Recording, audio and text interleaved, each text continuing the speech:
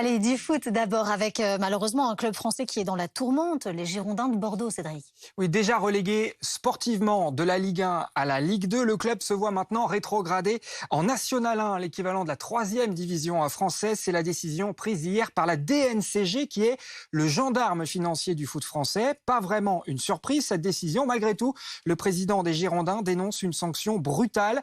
Gérard Lopez annonce d'ailleurs dans un communiqué qu'on va voir tout de suite que le club fait appel immédiatement. Une nouvelle audition va donc avoir lieu début juillet. D'ici là, Bordeaux doit de toute urgence assainir ses finances. L'enjeu, c'est de combler, écoutez bien, un déficit de 40 millions d'euros par la vente de joueurs notamment. Et c'est faisable. Notre consultant foot, Daniel Riolo, veut croire que tout n'est pas perdu. C'est l'aboutissement d'une saison catastrophique, d'une gestion Gérard Lopez absolument terrible. Maintenant, attention. C'est pas terminé. Gérard Lopez pourrait s'en sortir en appel. Je crois que Gérard Lopez, en mettant un peu la pression sur les actionnaires, peut peut-être récupérer, grappiller les millions qui manquent pour finalement s'en sortir. À l'inverse, si cette rétrogradation en nationale des Girondins était confirmée, ce serait tout simplement le dépôt de bilan qui guetterait le club aux 6 titres de champion de France. Verdict début juillet donc. Allez, du foot toujours, mais sur le terrain. Cette fois-ci, on connaît le dernier pays qualifié pour le Mondial 2022. Et il s'agit du Costa Rica, qui sera donc au Qatar l'hiver prochain. Les Sud-Américains ont remporté le dernier barrage intercontinental. Victoire 1-0 face à la Nouvelle-Zélande.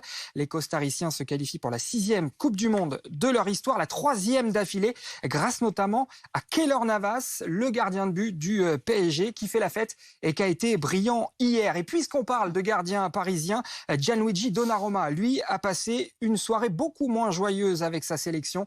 L'Italie a été humiliée par l'Allemagne en Ligue des Nations. Score final 5-2. Pour voir les Italiens encaisser autant de buts dans un même match, il faut remonter à 1957. C'est donc une gifle historique pour la Squadra Azzurra. La faute notamment à son gardien. Regardez, mauvaise relance de la part de Donnarumma sur le 5e but allemand. C'est une nouvelle grosse désillusion pour l'Italie qui, elle, je le rappelle, n'a pas réussi à se qualifier pour le mondial. On finit avec un mot de tennis, Cédric. Oui, pour vous donner des nouvelles d'une légende. Serena Williams n'a plus joué depuis l'an dernier. Son abandon au premier tour de Wimbledon.